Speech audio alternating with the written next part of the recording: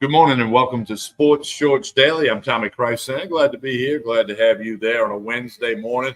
Raining in the greater Baton Rouge area, but it'll be a rain for a couple of more days, they say. But we got a hot show for you. We got RP3, Raymond Parks pinch hitting for Ronnie Rance. We'll get to him in just a minute. I can tell you that on this Wednesday, as always, I'm at Tremonti's Meat and Seafood, where today the lunch special is hamburger and fries for $6.99. Hamburger and fries for $6.99. You can't beat that. At Tremonti's Meat and Seafood right here in Baton Rouge. Got boiled crabs, boiled shrimp, all your lunch, your catering, your wine, your liquor, and much, much more. Tremonti's Meat and Seafood in Baton Rouge. As always, we are presented by the LeBears Casino and Hotel in Baton Rouge, the sports book where we'll be for radio Saturday. You can get your bets placed at the sports book. And don't forget the Edge Lounge.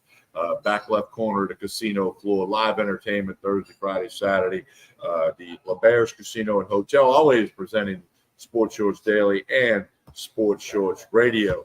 Today on the program, as I mentioned, RP3, Raymond Parks pinch hitting for Ronnie Rance. Raymond, good morning. How are you? I'm doing great, brother. Thank you for having me on. Oh, we appreciate you pinch hitting for Ronnie. I don't know where he's at. He's out of the country somewhere. But we can handle all that. Raymond, before we get going into a variety of topics, tell everybody about your radio show and how they can listen. Yeah, RP3 and Mesh. It's 11 to 1 weekdays here on ESPN 103.7 Lafayette and 104.1 Lake Charles. If you live in those areas, you can catch us from the Mississippi River all the way to the border with Texas, depending on where you're at there across Interstate 10. But if you're not in those areas, you can also listen to us on our free mobile app. Just search ESPN Southwest Louisiana. There you go. We'll tell you more about that in a little bit.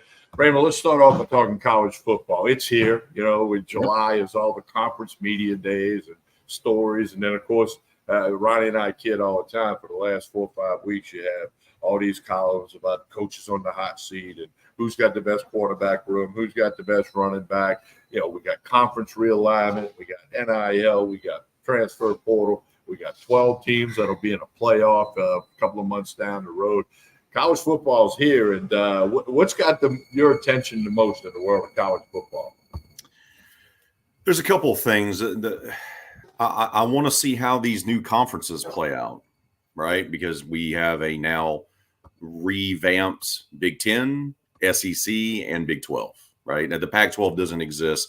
I credit the two teams left that decided to have a media day session in Vegas. They found a banquet room.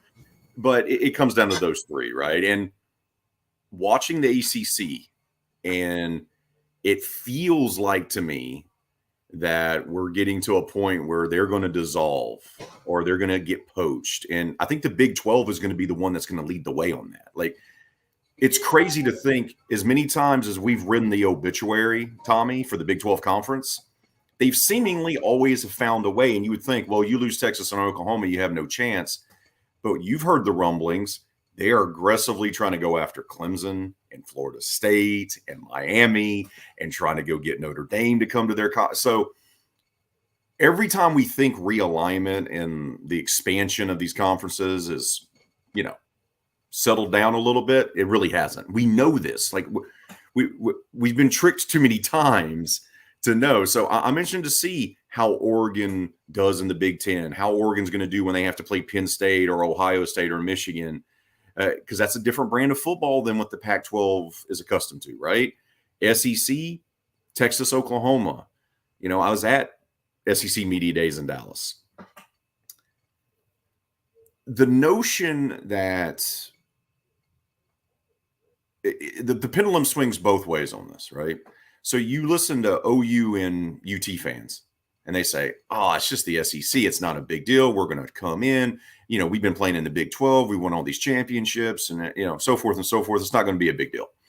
And then you go on the other side of the spectrum, and your diehard SEC fan goes, well, this is the SEC. They're not going to be able to transition. And I always point this out.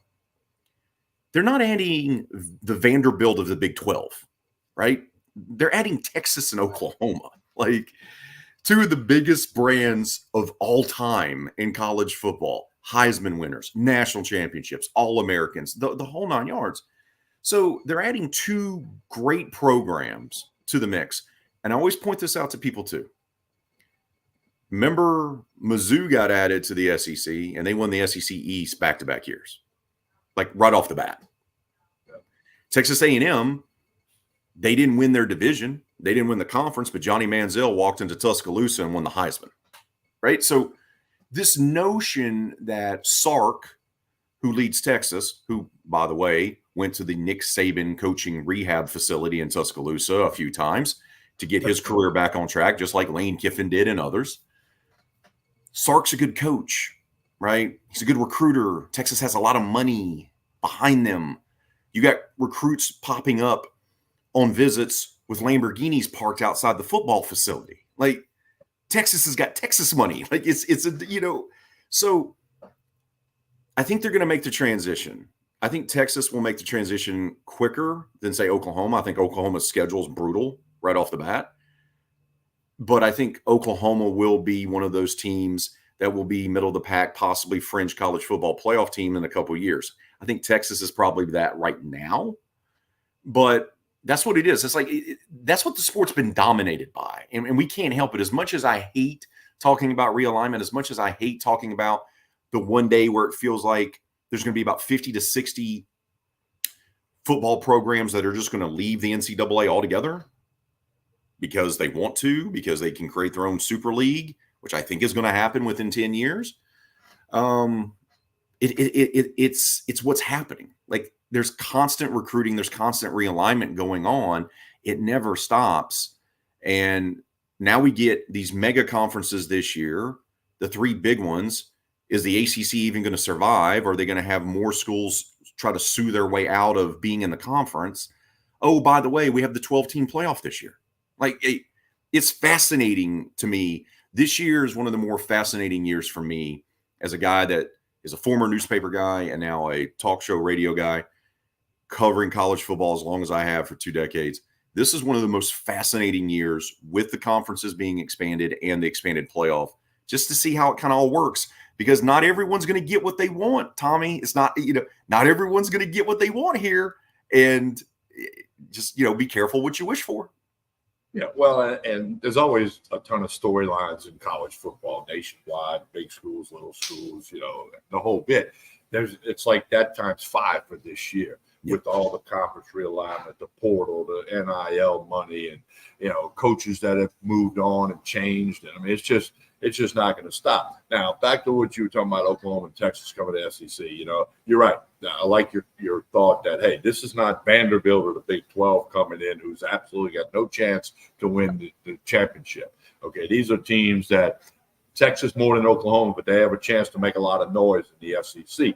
And I keep saying this, but there's no more East and West. People have to remember it's 16 teams stacked in there. That's going to be a factor, at the end of the day as well. And, I think Texas is going to do fine. I don't expect them to, be a doormat by no stretch. I just don't know how they'll respond to, and I don't have their schedule in front of me, but that grind of the SEC that all coaches talk about. All, Missouri coach, they're on the trending upwards.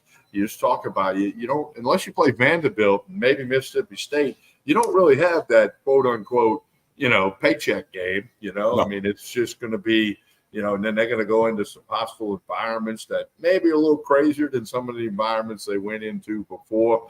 But it's going to be, a lead story. But people have to remember, hey, the Big 12, the Big 10, I'm like you. I don't think the ACC survives. I mean, I think they're going to be like the Pac-12 with it. I think less than 10 years. I think more like 5 years that they'll be gone. And I think I also agree with you. There'll be like a super power conference of 36 or 48 teams that'll go off on their own, kind of like the old CFA back in the 90s. That didn't work, but that was the test pilot, So I think that's going to happen too, because it's all about the money. Follow the money, and you'll have most of the answers. It's all about television money, right? It's all about the television revenue and how much they can charge the networks to broadcast the games. And that's what it boils down to. And I make the joke all the time on the radio, Tommy. I go, hey, did you notice in the BCS era and now in the college football playoff era, you notice the NCAA logo is not on that trophy? You notice that? You look at the other sports when they hold up the championship trophy, it's got the NCAA on there, right? Right. College football has been planting that seed for a long time. It's been building up for a long time. To your point about making the transition, you're correct, right? You don't have a Kansas on the schedule, even though Kansas has been okay the last couple of years, right? But you don't have those teams on the schedule. An off game, an off week for you if you're Texas or Oklahoma is having to face Kentucky, who's a pretty good program, right? Like they have a pretty good coach, right? Or Mizzou. Inside the SEC, though, like I look at it, and I talked about this on Radio Row last week, was I think 110% that Georgia is going to want to just demolish everyone they face. Like, I think you're going to see a very determined, maybe possibly angry Bulldog team this year. I really do. Like, they feel like they let one get away from them last year, losing in Atlanta to Saban in Alabama, where they could have had a chance to go win 3 in a row. And they let it, they lost that game and they lost that opportunity. I think Georgia's the cream, right? That they're the top. And then I think you got Texas, Ole Miss, especially with that schedule. And credit Lane, he's been building the Rebels to this point, right? You could tell he's been putting in the work. They really addressed defensive line in the portal. They got a lot of offensive firepower coming back. I like Ole Miss a lot. But I could see all of those teams having at least 1 loss and some of them having 2 and still making the playoff. Like, I see a scenario where we have 4 teams from the SEC making the college football playoff this year. I think it's Georgia. I think it's Texas. I think it's Ole Miss. And then I think you have a group, LSU. Okay. They're there if they can figure out the defense. I think LSU's there. I think Mizzou's there. Can Mizzou follow up that great breakout year last year under Drinkowitz with all that offensive firepower they got back, except for the running back? But they bring back a lot of other people, and they lose some guys on defense and defensive coaches, which LSU got. But I think it's like LSU and Mizzou and Bama. Everyone thinks Alabama's going to fall off the face of the cliff. Are they going to be dominant like they were under Saban? No. I still think they're going to be in the mix because I think DeBoer's a really good coach. Has he coached in the SEC before? No. Has he had to deal with that kind of schedule? No. But I still think they're probably going to be a factor. So I think you're going to have a jumbling of like 3 or 4 other teams, Tommy. They're going to try to be that 4th team to get in. But I think every team in the SEC has question marks.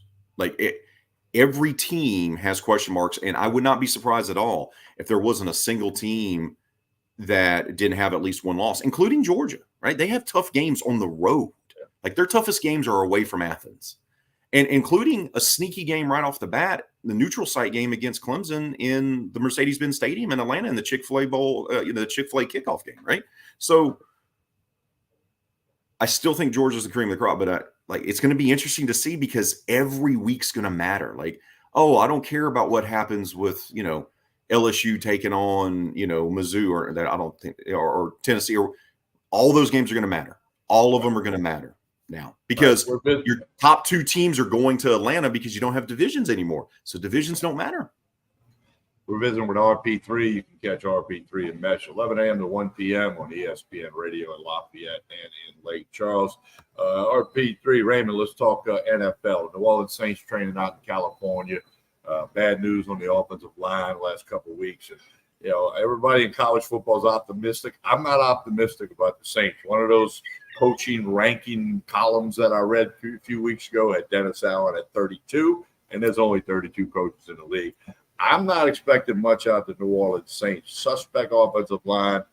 Derek Carr's not going to play 17 games. He's going to get hurt. I hope not. I don't like any athlete to get hurt at any sport at any level, but I just think it's going to be a very long season for the Saints. I wish I could argue. I really do. I think bringing in Kubiak is a brilliant move. I think it's a smart move. And I've been very critical of DA on my show.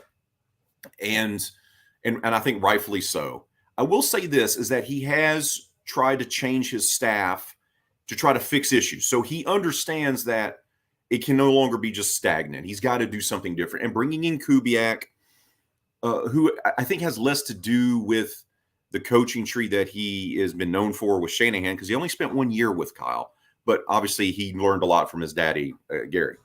So I think that's a smart move. right? And we spent so much time talking about the offensive line. I think the kid out of Oregon State is going to be really good. I really do. Is he going to have growing pains as a rookie left tackle? Yeah. But I think he's going to be fine. The big question mark, can Trevor Penning be a right tackle? I've said for the longest time, when I watch him practice, and I've watched him a couple of times in person in games, he has Kyle Turley tendencies, right? He's kind of built that way. He's got a kind of a mean streak in him. And I thought, why not move him out to right? And now he's going to have that opportunity. Like, this is his one shot to be a starter. Like, because left tackle didn't work out. Move him over to right. He doesn't have to worry about protecting the blind side of Carr. He can just play right tackle and be a bit of a mauler, right? So that's a big question mark. I'm not concerned about the wide receiving core. I don't think Olave is a true number one in the NFL. I think he's more like a number two, but they're going to roll him out as a number one because they don't have a choice. So, but you got pretty good wide receivers, right? You got Olave, you got Shaheed, who they gave that short little extension to. I'm a big ATP Perry guy. I think he's got the body, the size. And then one of those veterans that they brought in, they'll figure it out. They'll be a 4. So there's weapons on the offensive side. You got to fix the offensive line. Can Derek Carr, with a new offensive coordinator, new play caller, revamped offensive line, can he be better than just average? And I don't know that. Like, there's a lot of guys that put up big numbers, right, in the NFL, and he's had some good statistical years. Can he be elite? Because I think this team needs him to be elite for them to be a playoff team. I don't know if Derek Carr has the ability to be elite. I don't know if he's an elite guy. Personally, I don't think he is. I think he's right outside the top 15. So one thing I've always said about Carr, in 5 passes, he'll throw 1 or 2 that looks like a big-time NFL quarterback Correct. pass. Okay, but then he's got, he needs to have 3 or 4 look like, maybe 4 look like big-time NFL passes. How many times did we see him last year, Tommy, with the receivers having to catch the ball on the ground? Right? It's simple thing. You're right. You'll see a pass and you'll go, wow, that looked good, right? You'll be, ooh, that's a big-time throw. That's a big-time throw by Carr. And then there's other times where he's missing his wide receivers or he's throwing behind them. And we can fault the O-line. I get all that. But there's times where I wonder he struggles to throw to a spot, right? Like, Drew was always great about, I can throw to a spot and I know my wide receiver is going to go get it. That ain't Derek. It's just not him. No, it's not. And I mean, it's tough to watch sometimes, but one of the main qualities of a great quarterback is accuracy. And his accuracy level is not near, and I'm not trying to say he's great, he won Super Bowls, that's not going to happen, but the accuracy will catch up to you, especially with the talent on defense and the speed of these cornerbacks. It's a whole lot different. Hey, another thing in the NFL, Raymond, is 18-game schedule. We talk about college football. We got some changes in the next 5 years, give or take a little bit. There's going to be an 18-game schedule in the NFL. It's been around for a while, but it's gained a lot of steam in the last 2 weeks. It's coming because there's more money, right? We talked about it earlier. They did the math. Burrow and what he said I found was interesting a few weeks back before he cut the hair and dyed it blonde and now looks like Eminem. It's a look. He's locked in. He looks locked into me. He looks like he's ready for a rap battle and going out there and playing football this year. But what he mentioned is interesting, is having the 2 buys, right? Doing something with the Pro Bowl, which I don't think they would do, inserting it into the season. But look, as much as the Players Association wants to balk at this, and they really don't have negotiation power. The NFLPA just doesn't. They don't. They try really hard, right? But it's not like the NBA and Major League Baseball. Those players' unions have power. The NFLPA really doesn't. So the owners are going to push this. They're going to want 18 games. And that's how it's going to work. You're going to insert 2 bye weeks. You and I are old enough to remember a time where the Super Bowl landed when it did. And I'm right here in my office. I have the Super Bowl tickets. I have replica tickets of like the first 25 Super Bowls. Got them framed and under glass. I'm telling you, we are going to be watching the Super Bowl in the month of March. It's going to happen because the NFL is going to expand its season. It's going to do everything that it wants to do. And the NFL doesn't care about anything else, Tommy. They don't. It used to be you don't deal with Christmas Day because that was the NBA's kind of like tipping off point, right? That's when everyone paid attention to the NBA. They don't care. NFL's like, we're putting games on Christmas Day now. Okay. Then they didn't want to interfere with Saturdays because of that kind of like, handshake agreement with college football. We're going to be respectful. Well, now they don't care about that either, right? They don't care about anybody else. The NFL is the Goliath. They're going to do whatever they want. I'm telling you, get ready to have the Super Bowl be held in March. And you're going to like, well, that would interfere with March Madness and NCAA tournament. Yeah. They don't care. They don't care because they know they are king and their product will be watched above everyone else's. Well, what's going to happen. It's like last year, Peacock paid $100 million to put on a playoff game. And everybody said, oh, that's crazy. Well, you know what? Now Amazon's going to do it. Apple TV, They're all going to do it because it's all about the money. And look, Raymond, I joke with young people because I'm an old guy. I'm old enough to remember when the NFL had 6 preseason games. 6. Okay. And when people hear that, they go, no, you made that up. I go, I'm not making that up. When I was a kid, there was 6 preseason games. Raymond, let's talk Olympics. They get underway in Paris later this week. Summer Olympics will be in Los Angeles in 2028. I know Ronnie Rance has said he's definitely going to go out there for some portion of the Olympics. That's on his bucket list. He wants to go. Your thoughts on the Olympics in Paris, and then you're telling me you're going to head out to LA. I'd love. Look, the time difference is a killer, right? It is, as much as I want to be locked in, and we usually watch it every 4 years. My daughter's now 9; she's about to be 10, so there'll be some things that she'll want to watch, particularly the gymnastics and things like that, and maybe some of the track and field events. But probably women's basketball now because she has an interest, and we can thank Angel Reese and Caitlin Clark for that. And Kim Mulkey. I just, there's a lot of interesting storylines. Locally, Mondo Duplantis is from here, Lafayette High, went to LSU as well. He's going to not be representing Team USA. He's representing Sweden because his mom is from Sweden. But Richardson from LSU, she's going to have a great chance to get gold. Mondo, I have a chance. And then, the big sports, the women's basketball team, I'm intrigued by how they're going to fare. They're obviously better than everyone else, but we saw the young guns that aren't allowed to be on the Olympic team this time around, show them up a little bit in the All-Star game.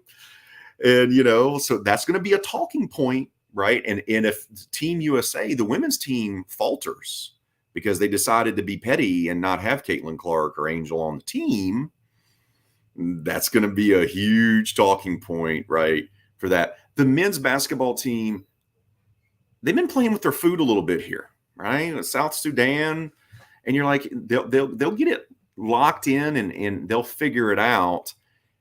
But for me, I'm old. Nothing's going to be like the '92 games were for men's basketball. Like the Dream Team was special, and we've tried to recreate it numerous times. But that first Dream Team was special, right? It changed the world. It changed basketball. It made basketball a primary sport in Spain and other countries because of the Barcelona games and the 1992 Dream Team.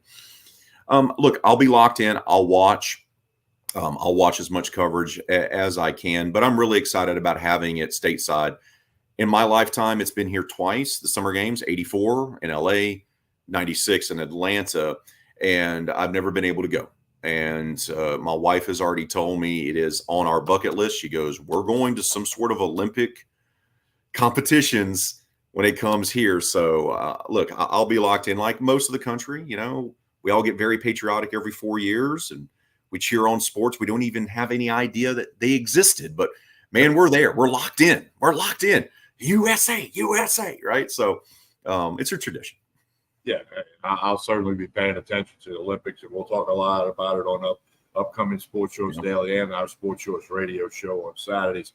Raymond, final thing, Major League Baseball rolling along, trade deadline coming up Tuesday late afternoon. Paul Skeens had a great outing, but suffered his first Major League loss. I still think he'll end up being the Rookie of the Year. Your thoughts on Paul Skeens and anything else in MLB? It's been a fascinating season for Major League Baseball. I got to go to the All-Star game and got to see Skeens pitch and got to see him make Aaron Judge swing on that kind of a bad pitch, first pitch, and got him to ground out. Look, he's box office.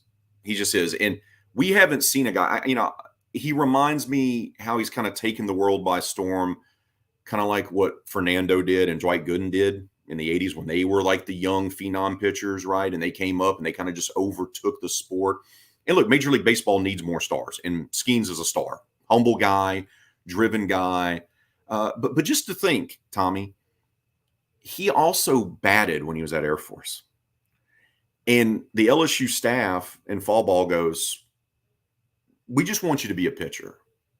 Think about that. If they don't make that decision and just have him just be a primary pitcher and nothing else, they don't win the national title. He's not the number 1 overall pick, and he doesn't take Major League Baseball by storm, because he's even talked about how having the rest in between and not having to worry about swinging a bat, taking BP, and doing all that other stuff has made him a better pitcher. And now all of a sudden he's blossoming in front of us. So Skeens has been a big storyline, and it's been a weird year. We talk about the deadline. You bring it up, and we carry the Houston Astros on our stations. We're an affiliate for them. And, they catch up. They were 10 games back of Seattle. They take 2 or 3 in Seattle, right? And then they go to Oakland and they've lost the first 2 games, right? Because it's baseball. It's baseball, right? It's baseball. And that's what makes it such a beautiful game, is that anybody can be defeated, anyone. But there's so many teams, like especially in the National League, Pittsburgh being one of them, that are all still in the mix for a wild card spot. Right? You don't have a lot of teams that are just awful. I mean, you think of the White Sox, they're terrible this year, right? They're one of the few teams, Oakland, but they're scrappy. They're winning in spite of their management and their ownership. But you don't have a lot of teams that are already just done. You have a lot of teams that still have a chance. So how many owners and GMs are really going to be sellers? Because everyone's looking for pitching. Atlanta, Houston, Yankees, everyone. They're looking for pitching. Everyone's looking to pick up a bat. Well, guess what? You still have more than half the league that's still in contention for the playoffs as we get towards the end of July. So I'll be interested to see who has the assets and who's willing to give up the assets to be able to make those trade deadline deals to give them a bump there in the second half. I think we're going to see some fascinating races. The Phillies are running away in the East, right? The Dodgers have spent $1 gazillion, as always. But there's some interesting races in those wild cards in the central divisions as well. It's going to be a fascinating final few months of the season. I want to remind everybody here at Tremonti's Meat Seafood in Baton Rouge, the Wednesday special burger and fries, $6.99, the world famous burger here. You can eat it in here. You can get it to go. Don't want you to forget about that. Of course, Baton Rouge Rougarou will be home Friday night against the Lake Charles Gumbo Gators. Gates open at 6, 7:05 first pitch. They're going to have the Jerry Lane Chevrolet fireworks show, and Lathan the Kid umpire will make an appearance Friday night at Pete Goldsby Field in Baton Rouge. We want you to check it out. Go to brrougarou.com. Also, hit up the Rougarou on social media, Baton Rouge Rougarou. Go to Facebook, X, and Instagram. Keep up with everything they got going on there. They're on the road tonight against Victoria, Texas. They'll play the Lake Charles Gumbo Gators tomorrow night over in Lake Charles. Raymond, before we get out of here, tell everybody they can hear your show. Once again, RP3 and Mesh, 11 to 1 weekdays on ESPN 103.7 Lafayette, 104.1 Lake Charles. You can also listen on our free mobile app for both Apple and Android devices. And you can follow me on what used to be called Twitter, now it's called X, at RP3_sports. There you go. Hey, thank you. I appreciate it. The third or fourth time you've been on Sports Shows Daily, and I'm sure we'll have you on again. You have a great day. You too, Tommy. All right. And don't forget LeVare Sportsbook and Hotel Casino in Baton Rouge. We'll be there Saturday morning for radio. Come join us. Everybody have a wonderful day.